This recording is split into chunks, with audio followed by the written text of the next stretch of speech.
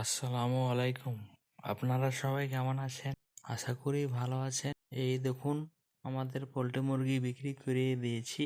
মুরগির ঘর পুরোটাই খালি, তাই মুরগির লাভ লসের হিসাব আপনাদের জানাবো।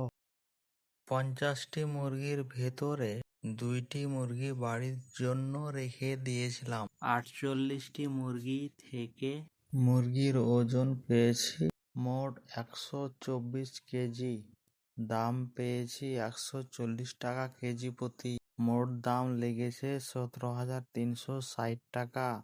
খরচ লেগেছে 3 বস্তা 30 কেজি ফিড।